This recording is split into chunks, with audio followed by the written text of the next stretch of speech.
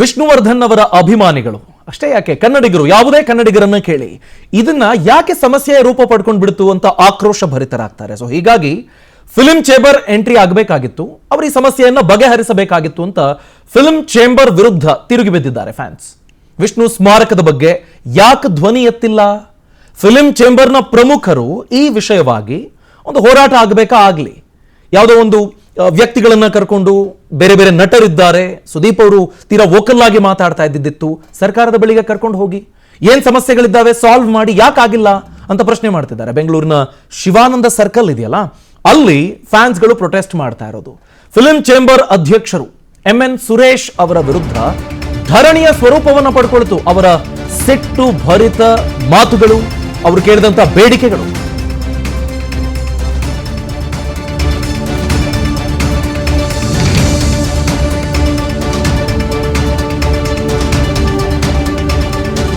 Film chamber ಅಧ್ಯಕ್ಷರು NM Suresh, ಕ್ಷಮಿಸಿ ಅದು MN ಅಂತಾಗಿದೆ, NM ಸುರೇಶ್ ಅವರ ವಿರುದ್ಧ ಧರಣಿಯನ್ನು ನಡೆಸ್ತಿರೋದು. ವಿಷ್ಣುವರ್ಧನ್ ಪುಣ್ಯ ಭೂಮಿ ಪ್ರವೇಶಕ್ಕೆ ನಿರ್ಬಂಧ ಇದೆ, ಅತಿಕ್ರಮ ಪ್ರವೇಶ ಅಂತ ಬಾಲಣ್ಣ ಅವರ ಕುಟುಂಬಸ್ಥರು ನಿರ್ಬಂಧವನ್ನು ಹೇರಿದ್ದಾರೆ. ಯಾಕೆ ಹೀಗೆ? ನಮ್ಮ ಆರಾಧ್ಯ ದೈವ ವಿಷ್ಣುವರ್ಧನ್ ಅವರ ಪುಣ್ಯ ಭೂಮಿಗೆ ನಾವು ಹೋಗೋ ಹಾಗಿಲ್ವಾ? ಈ ಸಮಸ್ಯೆಗೆ ಪರಿಹಾರ ಯಾವಾಗ?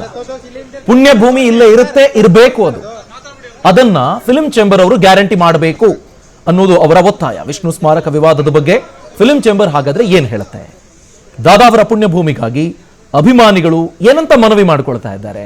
ಆಕ್ಚುಲಿ ಸಮಸ್ಯೆ ಏನೀಗ ಇಲ್ಲಿ? ಈ ಎಲ್ಲದರ ಬಗ್ಗೆನೂ ತಕರಾರು ಹೇಳ್ತಾ ಇದೆ. ಈ ಮುಂಚಿನ ತಕರಾರುಗಳು ಏನಿದ್ವು ಅವುಗಳನ್ನ ನೀವು ಸರಿಪಡಿಸಿಲ್ಲ, ಇತ್ಯರ್ಥಪಡಿಸಿಲ್ಲ ಅಂತ ಇನ್ನೊಂದು ತಕರಾರು ಎದ್ದಿರೋದು.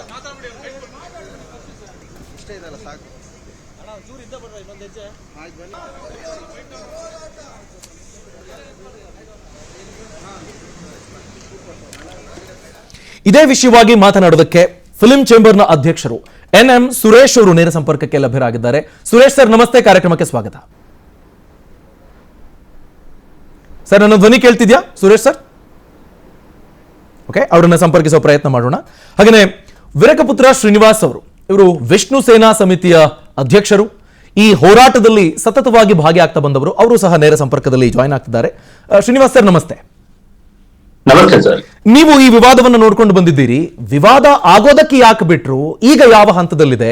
ಅಭಿಮಾನಿಗಳ ಬೇಡಿಕೆ ಏನು ಸರ್? ಈ ಕ್ಷಣದಲ್ಲಿ ಫಿಲ್ಮ್ ಚೇಂಬರ್ನ ಭಾಗವಹಿಸುವಿಕೆ ಸರಿಯಾಗಿ ಆಗಿಲ್ಲ ಅನ್ನೋದಿದೆಯಲ್ಲ, ಆ ಬಗ್ಗೆನೂ ನೀವು ಹೇಳ್ಬೋದು ಸರ್. ಮೊದಲನೇದಾಗಿ 2009ರಿಂದನೇ ಈ ಸಮಸ್ಯೆ ಇದೆ. ಅದು 2004ರಲ್ಲಿ ಆ ಜಮೀನಿನ ಮೇಲೆ ಕೇಸ್ ಇತ್ತು. ಓಕೆ, ಅದನ್ನ ಮರೆಮಾಚಿ ಇವರು ಯಜಮಾನರ ಅಂತ್ಯ ಸಂಸ್ಕಾರವನ್ನ ಅಲ್ಲಿ ಮಾಡಿಸ್ಬಿಡ್ತಾರೆ. ಸರ್ಕಾರ ಅದರ ಪೂರ್ವಾಪರ ಒಬ್ಬ ಮೇರು ನಟನ ಅಂತ್ಯ ಸಂಸ್ಕಾರ ಮಾಡ್ಬೇಕಾದ್ರೆ ಸರ್ಕಾರ ಆ ಜಾಗದ ಪೂರ್ವಾಪರ ವಿಚಾರಿಸಬೇಕಾಗಿತ್ತು. ಆದ್ರೆ ವಿಚಾರಿಸದೆ ತಗೊಂಡು ಹೋಗಿ ಅಂತ್ಯ ಸಂಸ್ಕಾರ ಮಾಡ್ಬಿಡ್ತಾರೆ ಆತುರಾತುರವಾಗಿ. ಎರಡನೇದು, ಅಟ್ಲೀಸ್ಟ್ ಬಾಲಣ್ಣನ ಕುಟುಂಬ ಅದೇ ಅಭಿಮಾನ್ ಸ್ಟುಡಿಯೋ ಇವತ್ತೇನೆಲ್ಲ ವಿವಾದ ಆಗಿದೆ, ಆ ಅಭಿಮಾನ್ ಸ್ಟುಡಿಯೋಗೆ ಅಡಿಪಾಯದ ಪೂಜೆ ಮಾಡಿದ್ದೆ ಡಾಕ್ಟರ್ ವಿಷ್ಣುವರ್ಧನ್ ಅವರು, ಭಾರತಿ ಮೇಡಮ್ ಅವರು. ಅಂತಹ ಒಬ್ಬ ನಟ ಇಲ್ಲಿ ಬರ್ತಿದ್ದಾರೆ ಅಂತ ಅಂದಾಗ ಆ ಕುಟುಂಬದವರಾದ್ರೂ ಅದ್ರ ಮೇಲಿರುವಂತಹ ಕೇಸುಗಳು, ಅದರ ಸಮಸ್ಯೆಯನ್ನ ಹೇಳ್ಬೇಕಿತ್ತು. ಬಟ್ ಅವರು ತಪ್ಪು ಮಾಡಿದ್ರು, ಸರ್ಕಾರವು ತಪ್ಪು ಮಾಡಿದ್ರು, ಏನು ತಪ್ಪು ಮಾಡದ ಯಜಮಾನರನ್ನ ಹೋಗಿ ಅಲ್ಲಿ ಅಂತ್ಯ ಸಂಸ್ಕಾರ ಮಾಡಿದ್ರು. ಅದಾದ್ಮೇಲೆ ತುಂಬಾ ಸಂಧಾನಗಳು ಆದವು. ಆದ್ರೆ ಬಾಲಣ್ಣನವರ ಕುಟುಂಬ ಹೇಗಿದೆ ಅಂತಂದ್ರೆ ಸರ್, ಅದು ಕಂಪ್ಲೀಟ್ ಮನಿ ಮೈಂಡೆಡ್. ಅವರಿಗೆ ಹಣ ಬಿಟ್ಟು ಇನ್ಯಾವ ಭಾವುಕತೆನೂ ಇಲ್ಲ. ಅದೊಂದು ಈ ನಾಡಿನ ಬಹಳ ದೊಡ್ಡ ದುರಂತ. ಸೊ ಅವ್ರಿಗೆ 1965ರಲ್ಲಿ ಕೊಟ್ಟಿದ್ದ 20 ಎಕರೆಯಲ್ಲಿ 10 ಎಕರೆ ಮಾರಾಟ ಮಾಡ್ಕೊಂಡು ಲೇಔಟ್ ಕೂಡ ಮಾಡ್ಬಿಟ್ಟಿದ್ದಾರೆ. ಮತ್ತೆ ಈ 10 ಎಕರೆನ ಹೇಗಾದ್ರೂ ಮಾಡಿ ಏನೋ ಒಂದು ಮಾಲ್ ಮಾಡ್ಬೇಕು, ಕಾಂಪ್ಲೆಕ್ಸ್ ಮಾಡ್ಬೇಕು ಅನ್ನೋಂತ ರೂಮರ್ಸ್ ಎಲ್ಲ ಕಡೆ ಹರಿದಾಡ್ತಿದೆ. ಸೊ ಅದಕ್ಕೆ ಏನೋ ಒದ್ದಾಡ್ತಿದ್ದಾರೆ. ಆದ್ರಿಂದ ವಿಷ್ಣುವರ್ಧನ್ ಅವ್ರ ಸಮಾಧಿ ಅಲ್ಲಿ ಬಂದ್ಬಿಟ್ರೆ, ಸೊ ಮಾಲ್ ಮಧ್ಯೆ ಸಮಾಧಿ ಇದ್ರೆ ಹೇಗಿರುತ್ತೆ ನೀವೇ ಜಸ್ಟ್ ಊಹೆ ಮಾಡ್ಕೊಳ್ಳಿ. ಸೊ ಇದು ಅವರ ಪಾಪ ಅವರ ಸಮಸ್ಯೆಗೆ ಕಾರಣವಾಗಿರೋದು. ಆದ್ರಿಂದ ಏನ್ ಮಾಡಿದ್ರು, ಅತಿಕ್ರಮ ಪ್ರವೇಶ ನಿಷೇಧಿಸಲಾಗಿದೆ ಅಂತ ಹೇಳಿದ್ರು.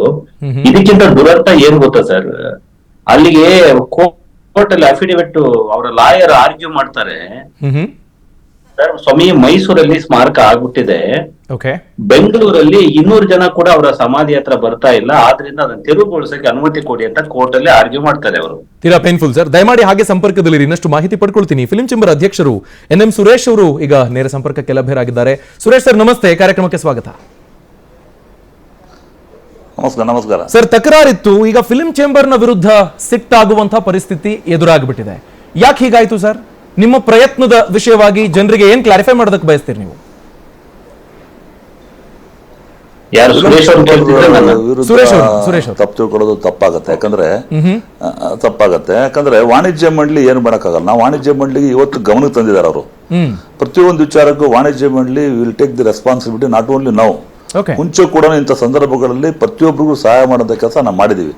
ರಾಜ್ಕುಮಾರ್ಗೂ ಮಾಡಿದೀವಿ, ವಿಷ್ಣುವರ್ಧನ್ ಕಾರ್ಗೂ ಮಾಡಿದೀವಿ, ಆಮೇಲೆ ಶಂಕರ್ನಾಗೂ ಮಾಡಿದೀವಿ, ಅಂಬರೀಶ್ವರು ಮಾಡಿದ್ವಿ. ಬಟ್ ವಿಷ್ಣುವರ್ಧನ್ ಕೂಡ ಅವ್ರು ನಮ್ಮ ಆಸ್ತಿ, ಚಿತ್ರರಂಗದ ಆಸ್ತಿ. ಅವ್ರ ಬಗ್ಗೆ ಅವ್ರ ಘನತೆ ಗೌರವ ಕುಂದು ಬಂದಾಗ, ತೊಂದರೆ ಬಂದಾಗ ವಾಣಿಜ್ಯ ಮಂಡಳಿ ಯಾವತ್ತೂ ಯಾವಾಗಲೂ ಸಪೋರ್ಟ್ ಮಾಡ್ಕೊಂಡೇ ಬಂದಿದೆ. ಅವರ ಅಭಿಮಾನಿಗಳು ಬೆಳಗ್ಗೆ ಬಂದಾಗ ಕೂಡ ಹೇಳಿದೆ, ಇಲ್ಲ ಗೊತ್ತಾಗಿಲ್ಲ, ನನಗೆ ದಯವಿಟ್ಟು ಕ್ಷಮೆ ಇರಲಿ, ನಮಗೆ ವಾಣಿಜ್ಯ ಮಂಡಳಿ ವಿರುದ್ಧ ಮಾತಾಡೋದು ತಪ್ಪು ಅಂತ ಕೂಡ ಮಾಹಿತಿ ಹೇಳಿದ್ರು. ನಾವು ಯಾವಾಗಲೂ ವಾಣಿಜ್ಯ ಮಂಡಳಿ ಯಾವತ್ತೂ ಯಾರ ವಿರುದ್ಧನೂ ಇಲ್ಲ. First point, kindly note this point. Vishnuvardhan ಬಗ್ಗೆ ನಮಗೂ ಕೂಡ ಬಹಳ ಗೌರವ ಇದೆ. ಅವ್ರು ನಮ್ಮ ಇಂಡಸ್ಟ್ರಿಗೆ ಕೊಟ್ಟಿರೋ ಕೊಡುಗೆ ಅಪಾರ, ಅದ್ರ ಬೆಲೆ ಕಟ್ಟಕ್ಕಾಗಲ್ಲ. ಇದು ಬೆಲೆ ಕೊಟ್ಟಲಾಗದಂತ ದೊಡ್ಡ ವಸ್ತು ಅವರು. ಅಂತ ಒಂದು ವ್ಯಕ್ತಿಗೆ ನಾವು ಅವಮಾನ ಮಾಡ್ತೀವಿ, ವಾಣಿಜ್ಯ ಸಪೋರ್ಟ್ ಮಾಡೋದೇ ಅನ್ನೋದು ದೊಡ್ಡ ತಪ್ಪಾಗತ್ತೆ. ಯಾವಾಗಲೂ ಇಂಥ ವಿಚಾರಗಳಲ್ಲಿ ವಾಣಿಜ್ಯ ಮಂಡಳಿ ಒಂದು ಹೆಜ್ಜೆ ಮುಂದೆ ಇಟ್ಟಿದೆ. ಅದು ಇವತ್ತು ನಮ್ಮ ಗಮನಕ್ಕೆ ಬಂದಿದೆ. ಮೈಸೂರು ಸ್ಮಾರಕ ಆದಾಗ ನಮ್ಮ ಶ್ರೀಮತಿ ಭಾರತಿ ವಿಷ್ಣುವರ್ಧನ್ಗೂ ನಾವು ಭೇಟಿ ಮಾಡೋ ಪ್ರಯತ್ನ ಪಟ್ಟರು, ಕಾಂಟ್ಯಾಕ್ಟ್ ಮಾಡೋಕ್ಕಾಗಿಲ್ಲ. ಅವರು ಮೈಸೂರು ಸ್ಮಾರಕ ಆದಮೇಲೆ ನಮಗೆ ಇಲ್ಲಿ ಅಭಿಮಾನ್ ಸ್ಟುಡಿಯೋದಲ್ಲಿ ಅವರ ಬರಿಯಲ್ಲಿ ಅವ್ರು ಮಾಡಿದ್ದ ವಿಚಾರದಲ್ಲಿ ಅಂದಾಗ ಅವ್ರು 10 ಗುಂಟೆ ಜಾಗ ಕೊಡಬೇಕು ಅಂತ ಸರ್ಕಾರಕ್ಕೆ ಏನೋ ಅವರು ಒಂದು ಅಪ್ರೋಚ್ ಮಾಡಿದಾಗ ಹಿಂದೆ ಜಿಲ್ಲಾಧಿಕಾರಿಗಳು ಕೂಡ ಅದಕ್ಕೆ ಪರ್ಮಿಷನ್ ಕೊಟ್ಟು ಲಾಸ್ಟ್ 2 ವರ್ಷ ಅವರಿಗೆ ಅಲ್ಲಿ ವರ್ಷದ ಆನ್ಯುವಲ್ ಸೆಲೆಬ್ರೇಷನ್ ಮಾಡೋಕ್ಕೆ ಅವ್ರಿಗೆ ಅವಕಾಶ ಮಾಡಿಕೊಟ್ಟಿದ್ದು ಅಂತ ವಿಚಾರ ಹೇಳಿದ್ರು. ಅದಕ್ಕೆ ನಾವು ಲೆಟರ್ ಕೊಟ್ಟಷ್ಟೇ ನಾವು ಈ ಕೂಡಲೇ ಇವತ್ತೇ ಸ್ಪಂದಿಸಿ ನಾಳೆನೇ ಮೀಟಿಂಗ್ ಕರೆದು ನಾವು ಕಾರ್ಯಕರ್ತ ಸಮಿತಿಯಲ್ಲಿ ಮಂಡನೆ ಮಾಡಿ ಮುಖ್ಯಮಂತ್ರಿಗಳು ಲೆಟರ್ ಮಾಡುವಂಥ ಕೆಲಸ ನಾಳೆ ಮಾಡ್ತಾ ಇದ್ದೀವಿ. ಇದ್ರ ಬಗ್ಗೆ ಏನು ಅಂತ ಕ್ಲಾರಿಫಿಕೇಶನ್ ಬೇಕಂದ್ರೆ ಅವ್ರು ಹೇಳ್ತಾರೆ 10 ಗುಂಟೆ ಜಾಗ ಅಲಾಟ್ ಆಗಿದ್ದನ್ನ, ಅಲಾಟ್ ಮಾಡಬೇಕಾಗಿದ್ದನ್ನ ಅವ್ರ ಫ್ಯಾಮಿಲಿ ಕೂಡ ರೇಟಿಂಗ್ ಲೆಟರ್ ಕೊಟ್ಟಿರೋದು ಒಂದು ಕಾಪಿಯನ್ನು ಕೊಟ್ಟಿದ್ದಾರೆ. ಅದನ್ನು ಕೂಲಂಕುಷವಾಗಿ ನೋಡ್ಕೊಂಡ್ಬಿಟ್ಟು ಮಾಡುವಂತ ಕೆಲಸ ಮಾಡ್ತೀವಿ. ಯಾವಾಗಲೂ ವಾಣಿಜ್ಯ ಮಂಡಳಿ ಮಾಡಿಲ್ಲ ಅನ್ನೋದು ನಾನು ಸಾರತಗಟ್ಟಾಗಿ ನಾನು ತಳ್ಳಾಗ್ತೀನಿ. ಅದಕ್ಕೆ ಫೈನ್ ಸರ್, ಈಗ ನಿಮ್ಮ ಆದ್ರೆ ಸರ್, ಈಗ ಕೋರ್ಟ್ ಹಂತದಲ್ಲಿದೆ. ಈಗ ಸರ್ಕಾರಕ್ಕೆ ನಾವು ಒಂದ್ ವೇಳೆ ಮುಖ್ಯಮಂತ್ರಿ ಅವರಿಗೆ ಪತ್ರ ಕೊಟ್ರು ಅದು ಇತ್ಯರ್ಥ ಆಗಿಬಿಡುತ್ತೆ ಅನ್ನೋ ತರದ ಪರಿಸ್ಥಿತಿ ಇಲ್ಲ. ಇದು ಔಟ್ ಆಫ್ ದ ಕೋರ್ಟ್ ಏನಾದ್ರು ಸೆಟಲ್ಮೆಂಟ್ ಮಾಡುವಂತ ಕೆಲಸ ಆಗ್ಬೇಕಾ? ದೊಡ್ಡ ಕಲಾವಿದರು ಏನಾದ್ರು ಇನ್ವಾಲ್ವ್ ಆಗ್ಬೇಕಾ? ಆ ವಿಷಯದಲ್ಲಿ ನಿಮ್ಮ ಆಲೋಚನೆ ಏನು? ಫಿಲ್ಮ್ ಚೇಂಬರ್ ಏನು ಯೋಚನೆ ಮಾಡುತ್ತೆ ಅನ್ನೋದ್ರ ಬಗ್ಗೆ ತಿಳ್ಕೋಬೇಕು ಸರ್. ಇಲ್ಲ ಫಿಲ್ಮ್ ಚೇಂಬರ್ ಅವರು ಸರ್ಕಾರ ಗಮನ ತರುವಂತ ಕೆಲಸ ಈ ಕೂಡಲೇ ಮಾಡ್ತೀವಿ. ಮ್ಯಾಟರ್ ಬಿಫೋರ್ ಕೋರ್ಟ್ ಇದ್ದಾಗ, ಕೋರ್ಟ್ ಹಂತಲೇ ಇದ್ದಾಗ ಯಾವ ತರ ಮಾಡ್ಬೇಕು ನಿಮ್ಗೂ ಗೊತ್ತು. ಮ್ಯಾಟರ್ ಬಿಫೋರ್ ಕೋರ್ಟ್ ನಾವು ಕಂಟೆಂಪ್ಟ್ ಆಫ್ ಕೋರ್ಟ್ ಮಾಡಕ್ ಆಗಲ್ಲ. ಆಗತ್ತಾ?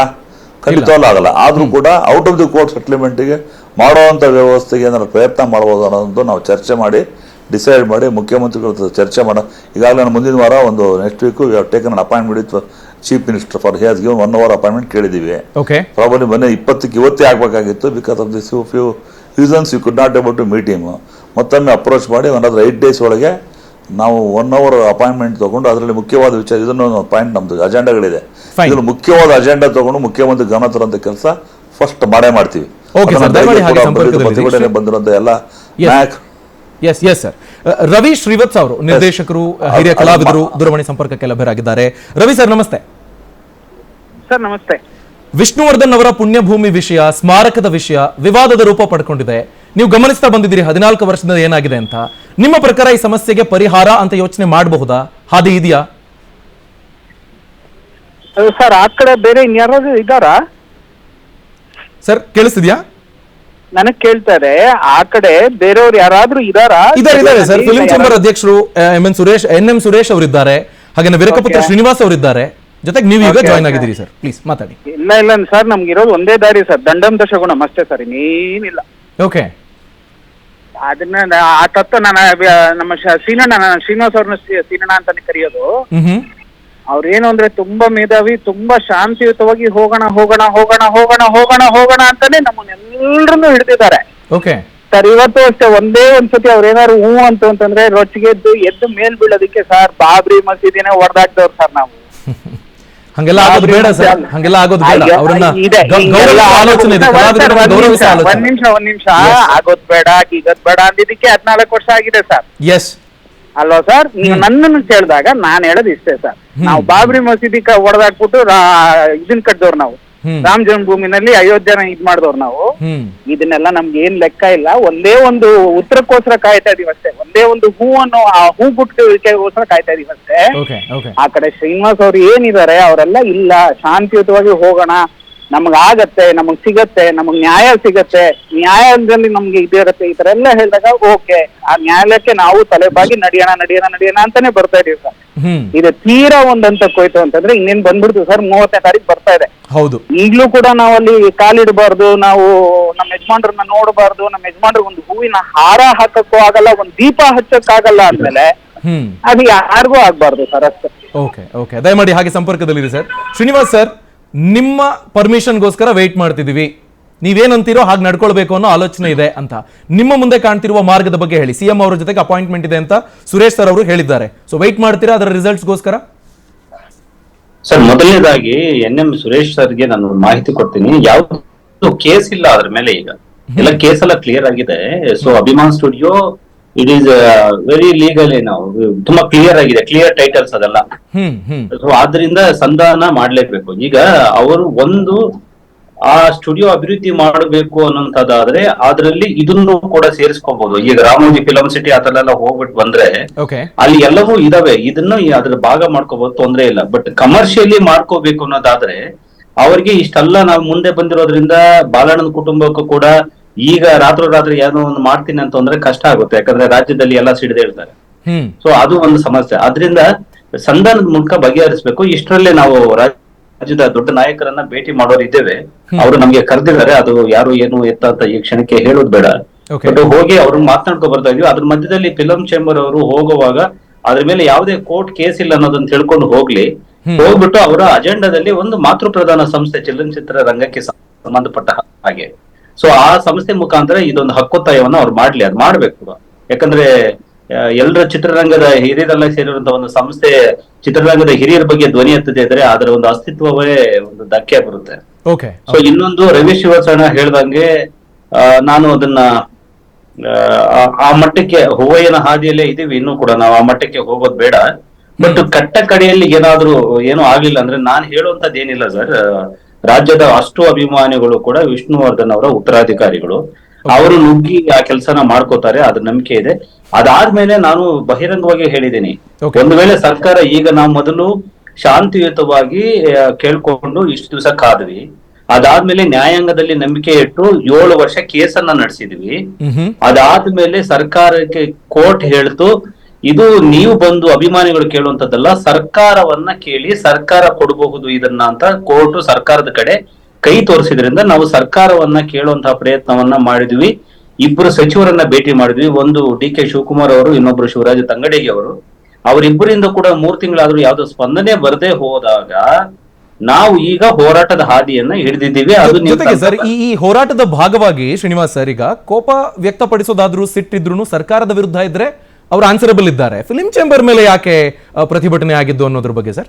ಅದನ್ನ ಹೇಳ್ತಾರೆ. ನಾನು ಮಾತೃ ಪ್ರಧಾನ ಸಂಸ್ಥೆ ಅಲ್ವಾ ಈಗ ಕರ್ನಾಟಕ ಚಲನಚಿತ್ರ ವಾಣಿಜ್ಯ ಮಂಡಳಿ ಜವಾಬ್ದಾರಿ ಏನಾಗಾದ್ರೆ ಅವರ ಹಿತರಕ್ಷಣೆ, ಕಲಾವಿದರ ಹಿತರಕ್ಷಣೆ ಅವರದ್ದು ಹೊಣೆ ಅಲ್ವಾ?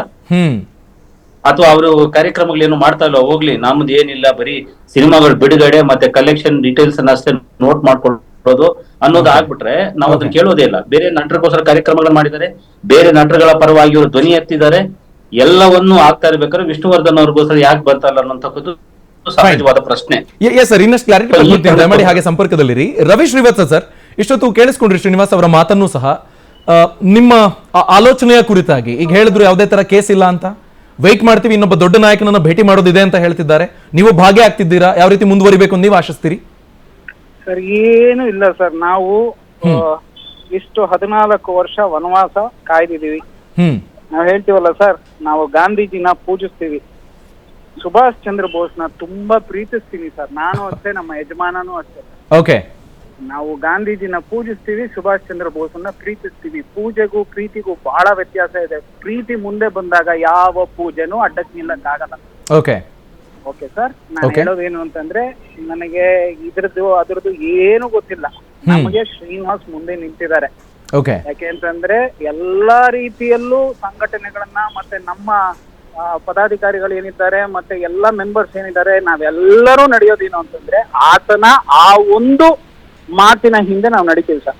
ಓಕೆ, ನಾವೆಲ್ಲ ನಂಬೋದೊಂದೇ, ಇಟ್ ಇಸ್ ಪ್ರೆಸಿಡೆಂಟ್ಸ್ ರೂಲ್. ನಾವ್ ಯಾವ ಮಂತ್ರಿಗಳನ್ನ ಇವ್ರನ್ನ ನಾನು ಎಸ್ಪೆಷಲಿ ನಾನು ಯಾವಾಗ್ಲೂ ಸೀನಣ್ಣಂಗ್ ಅದೇ ಹೇಳೋದು, ನಾವು ಕಟ್ಟಿದ್ರೆ ಒಬ್ಬ ಪ್ರೆಸಿಡೆಂಟ್ ಇರಬೇಕು, ಮಿಕ್ಕಿದೆಲ್ಲ ಊರಲ್ಲೂ ಗವರ್ನರ್ ಇರಬೇಕು. ಯಾರನ್ನು ನಾನ್ ನಂಬಲ್ಲ, ನಾನು ಹೇಳ್ತೀನಿ. ಇದನ್ನೇ ನಮ್ಮ ಯಜಮಾನನು ಹೇಳ್ತಾ ಇದ್ದಿದ್ದು, ಇದನ್ನೇ ನಾವು ತತ್ವಗಳನ್ನ ಆಗಿಂದ ಪಾಲಿಸ್ಕೊಂಡು ಬಂದಿದ್ದು.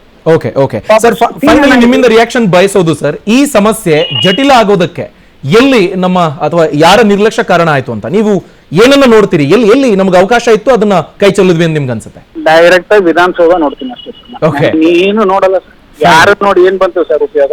ಓಕೆ ಓಕೆ, ವಿಧಾನಸೌಧ 224 ಜನ.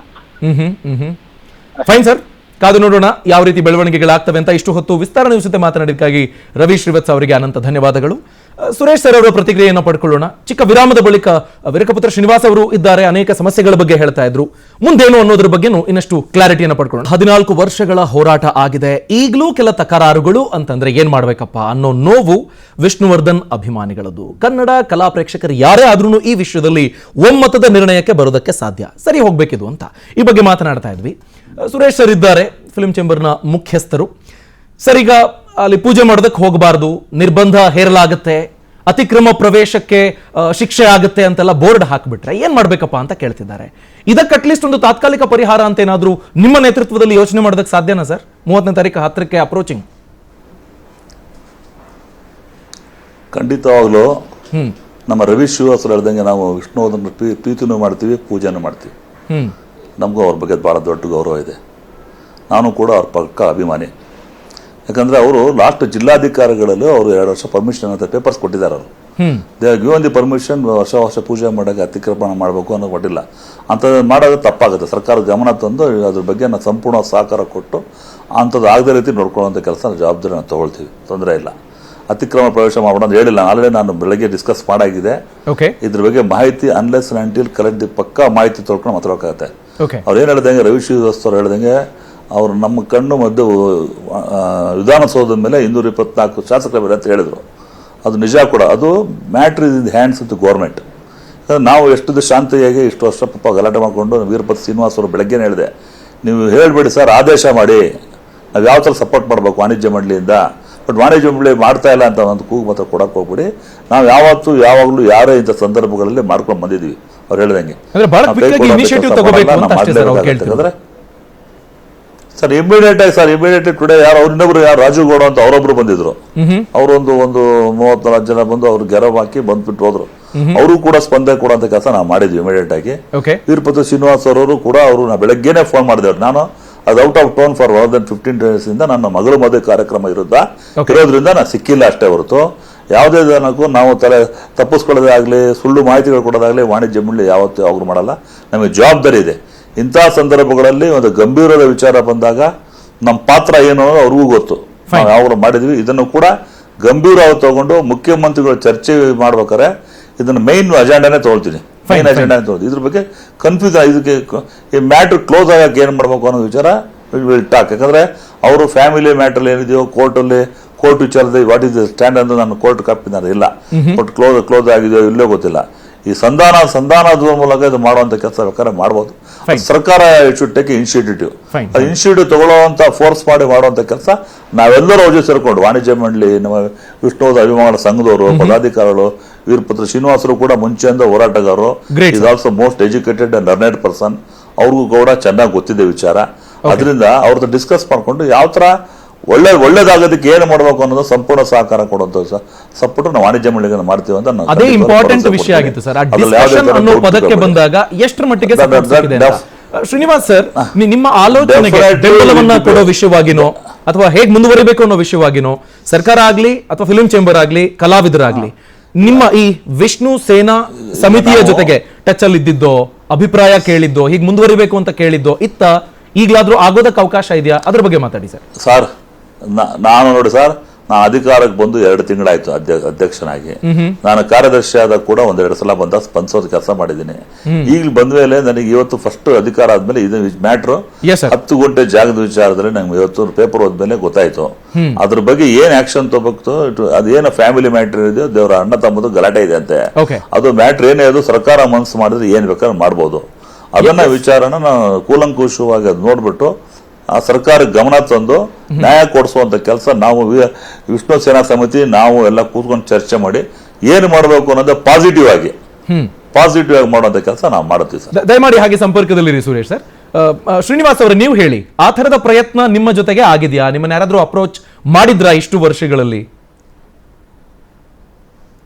ನಿಮ್ ಝೂಮ್ ಲೈವ್ ಮ್ಯೂಟ್ ಇದೆ ಅನ್ಸುತ್ತೆ ಸರ್. ಶ್ರೀನಿವಾಸ್ ಸರ್, ನಿಮ್ಮ ಆಡಿಯೋ ಕೇಳ್ತಿಲ್ಲ ಸರ್. ಇಷ್ಟು ದಿವಸ ನಾವು ಇಷ್ಟು ದಿವಸದಿಂದ ಕೂಡ ಪದೇ ಪದೇ ಈ ವಿಷಯವಾಗಿ ಮಾತನಾಡ್ತಾನೆ ಇದ್ದೀವಿ. ವಾಣಿಜ್ಯ ಮಂಡಳಿಯ ಅಸಹಕಾರ ಎದ್ದು ಕಾಣ್ತಾ ಇತ್ತು. ಕಳೆದ ಬಾರಿ ಬಾಮಾ ಹರೀಶ್ ಅವರು ಕರೆದು ಒಂದ್ಸಲಿ ನನ್ನ ಜೊತೆ ಮಾತನಾಡಿದ್ರು. ನಮ್ಮ ಯಜಮಾನ ಪ್ರೀಮಿಯರ್ ಲೀಗ್ ಅಂತ ಕ್ರಿಕೆಟ್ ಟೂರ್ನಮೆಂಟ್ ಬಂದು ಆಗಿದ್ದೆಲ್ಲ ಮರ್ತು ಬಿಡಿ, ಇನ್ಮೇಲೆ ನಿಮ್ ಜೊತೆಗೆ ಇರ್ತೀವಿ ಅಂತ ಹೇಳಿದ್ರು. ಅದೇ ವಿಷಯವಾಗಿ ಅದೇ ನಂಬಿಕೆಯಿಂದ ಕಳೆದ 15 ದಿವಸದಿಂದ ನಾವು ಹೋರಾಟ ಮಾಡ್ತಾ ಇದ್ವಿ. 17ಕ್ಕೆ ನೀವು ಬರಬೇಕು ಅಂತ ಹೇಳಿ ಕರೆದಿದ್ವಿ. ನಿನ್ನೆ ಕನ್ನಡದ 40 ಸಂಘಟನೆಗಳು ಬೆಂಬಲ ಕೊಟ್ಟಿದ್ವು, 10,000 ಜನ ಸೇರಿದ್ರು. ಆದ್ರೆ ವಾಣಿಜ್ಯ ಮಂಡಳಿ ಬರ್ಲಿಲ್ಲ. ಬಟ್ ಇವತ್ತು NM ಸುರೇಶ್ ಸರ್ ಅವರೇ ಖುದ್ದಾಗಿ ಫೋನ್ ಮಾಡಿದ್ರು. ಮಾಡಿ ನಾವು ನಿಮ್ ಜೊತೆಗಿದ್ದೀವಿ, ಅನ್ಯತಾ ಭಾವಿಸ್ಬೇಡಿ, ಮಗಳ ಮದುವೆ ಅಂತ ಹೇಳಿದ್ರು. ಎಲ್ರಿಗೂ ಅದು ಸಮಸ್ಯೆಗಳು ಅರ್ಥವಾಗುತ್ತೆ. ಆದ್ರಿಂದ ಇನ್ನು ಮುಂದೆ ಇಷ್ಟು ದಿವಸ ಆಗಿದ್ದ ಆ ಗ್ಯಾಪ್ಸ್ ಎಲ್ಲ ಇನ್ಮೇಲೆ ಇರಲ್ಲ ಅಂತ ಅನ್ಕೋತೀನಿ. ಮತ್ತು ವಾಣಿಜ್ಯ ಮಂಡಳಿ ಬದ್ಧತೆಯಿಂದ ನಿಂತು ಬಿಟ್ರೆ ಇದು ಎಷ್ಟರ ಮಟ್ಟಿನ ಕೆಲಸ ಅಂತ ನನ್ನ ನಂಬಿಕೆ. ಅದರಿಂದ ಅದೊಂದು ಧ್ವನಿಯಾಗ್ಲಿ ಅಂತ ಈ ಸಂದರ್ಭದಲ್ಲಿ ಆಶಿಸ್ತೀನಿ ಸರ್. ಓಕೆ, ನೀವು ಹೇಳಿದ್ರಿ ಸರ್ ಆಗ್ಲೇ ಒಬ್ಬ ಮೇರು ಮಟ್ಟದ ನಾಯಕನನ್ನ ಭೇಟಿ ಮಾಡೋದಕ್ಕೆ ಹೋಗ್ತಿದ್ದೀವಿ ಅಂತ. ಫಿಲಿಂ ಚೇಂಬರ್ ಕಡೆಯಿಂದಲೂ ಮುಖ್ಯಮಂತ್ರಿ ಅವರ ಪರ್ಮಿಷನ್ ಸಿಕ್ಕಿದೆ. ಸೊ ಈ 2 ಮೀಟಿಂಗ್ಗಳಲ್ಲಿ ಹ್ಯಾಂಡ್ ಇನ್ ಹ್ಯಾಂಡ್ ಮಾತಾಡ್ಕೊಂಡು ಏನ್ ಮಾತಾಡ್ಬೇಕು ಅನ್ನೋದ್ರ ಬಗ್ಗೆ ಕ್ಲಾರಿಟಿ ತಗೊಂಡು ಮುಂದುವರಿಯೋ ಪ್ರಯತ್ನ ಆಗಬಹುದಾ? ನಾನು ಮಾತಾಡ್ತೀನಿ. NM ಸುರೇಶ್ ಅವ್ರ ಜೊತೆಗೆ ಮುಂದಿನ ನಾಳೆ ನಾಳದಲ್ಲಿ ಒಂದು ಸಭೆ ಇದೆ. ಸೊ ಅದು ಮುಗಿಸ್ಕೊಂಡು ನಾವು ಟೋಟಲ್ ಒಂದು ಶೆಡ್ಯೂಲ್ ರೆಡಿ ಮಾಡ್ಕೋತೀವಿ, ಏನ್ ಮಾಡ್ಬೇಕು, ಹೇಗೆ ಹೋಗ್ಬೇಕು ಅನ್ನೋದನ್ನ. ಅದ್ರ ಪ್ರಕಾರನೇ ನಾವು ಪ್ರೆಸೆಂಟೇಶನ್ ಕೊಡ್ತೀವಿ ಸರ್ಕಾರ ಸಂಬಂಧಪಟ್ಟವ್ರಿಗೆ. ಆಕ್ಚುಲಿ ಇದು ತುಂಬಾ ಸಣ್ಣ ವಿಷಯ, ಅದನ್ನ ನಾನು ಅವ್ರಿಗೆ ತಿಳಿಸ್ತೇನೆ ಏನ್ ಮಾಡಬಹುದು. Okay, thank you very much sir. ಇಷ್ಟು ಹೊತ್ತು ನಿಮ್ಮ ಅಮೂಲ್ಯ ಸಮಯವನ್ನ ಕೊಟ್ಟಿದ್ದಕ್ಕಾಗಿ ವೀರಕಪುತ್ರ ಶ್ರೀನಿವಾಸ್. ಹಾಗೇನೆ Suresh sir, thank you very much. ನಿಮ್ಮ ಆಲೋಚನೆಗೆ ವಿಷ್ಣು ಸೇನಾ ಸಮಿತಿನೂ ಜೊತೆಯಾಗಿರುತ್ತೆ, ಅವರು ಜೊತೆಯಾಗಿ ಮುಂದುವರಿತೀವಿ ಅಂತ ಹೇಳ್ತಿದ್ದಾರೆ. All the very best. ಕನ್ನಡಿಗರಿಗೆ ಆದಷ್ಟು ಬೇಗ ಸಿಹಿ ಸುದ್ದಿ ಕೊಡೋದಕ್ಕೆ ನೀವು ಯಶಸ್ವಿ ಆಗ್ಲಿ ಅಂತ ನಾವು ಆಶಿಸ್ತೀವಿ.